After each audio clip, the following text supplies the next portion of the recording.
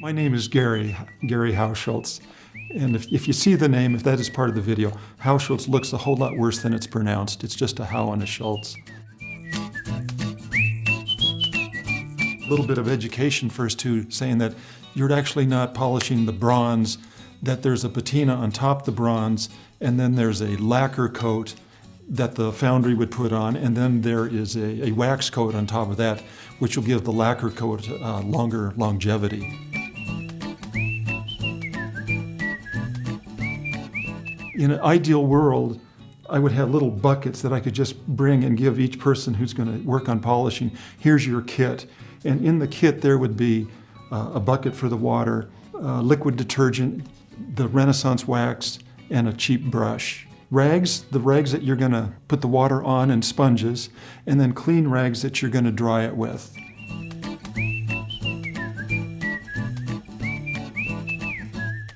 A bucket, some water, a few drops of detergent is all it takes, enough to just break off the surface tension. If you swirl your hand in there, you'll get some bubbles at the surface. It doesn't really have to be distilled water because you're not going to leave it on the sculpture. All you're doing is washing off the dirt.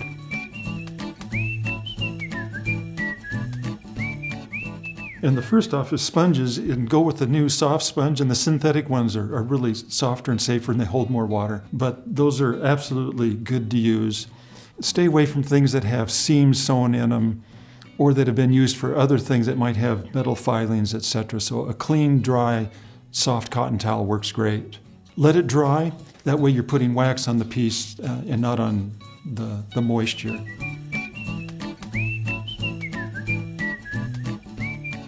And we use some chip brushes, and those have a metal ferrule, and the ferrule is the part that goes around the bristles, holding all the fibers together. And the ferrules are usually metal, and what we do with those is take electrician's tape or duct tape and wrap up anything metal first before we use it.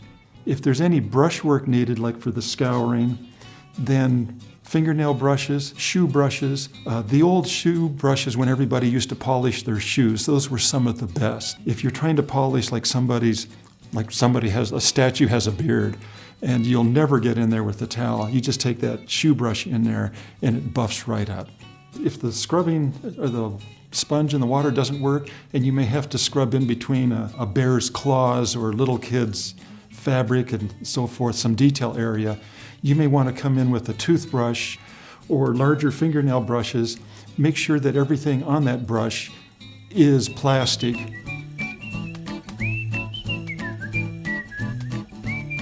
So your waxing materials are really the Renaissance wax, and I think we've done more damage with too much wax than too little wax. And one of the best parts of the Renaissance microcrystalline is it goes on much thinner. It may cost you twice as much, but you're using half as much. And so you will not see any ridges of the wax or anything. You're just swirling it, and make sure your strokes overlap. But leaving gooey stuff on there will cause you more grief later. It's literally the Karate Kid, wax on and then buff off. And then once it's dry, it looks a little bit dull. Then you come back with your soft, clean cotton towels to buff it up, and you're done.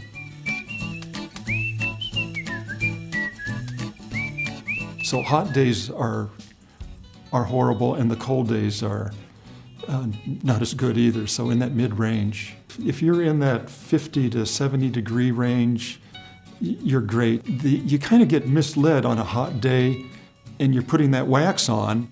It kind of stays shiny instead of drying up, and so it looks like you can immediately come back and wipe it off and you're pleased with it, but really you've almost left no wax on it because the wax hasn't set up and bonded with the metal.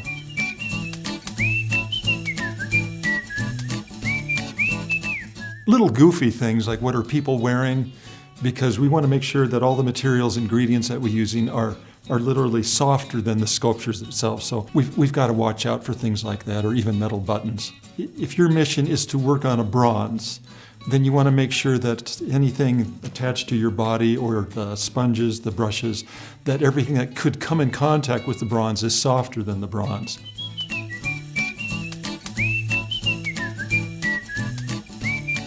We do have a summer tourist season, So following the winter and before you're coming up to the busy time with festivals, so clean them up, wax them, and that way they're going to look the best they possibly can for the summer tourist season. And then come fall, clean them up again from the summer dust and polish them. So really twice a year is pretty close to ideal here. A lot of times as soon as you've cleaned them, they look pretty dang good if you've been doing regular maintenance. So it could wind up being just once a year.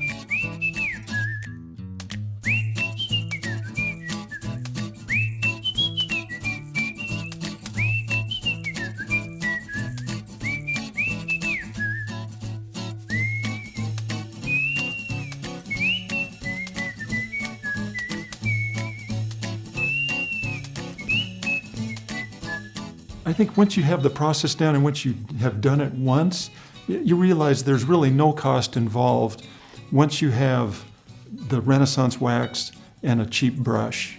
It just winds up being a labor of love and a little bit of time. But as an artist, when I get to polish some other sculptor's piece, I'm all of a sudden noticing this sculptor's decisions and details that I can appreciate a lot more. So it winds up being a labor of education, enlightenment, a joy.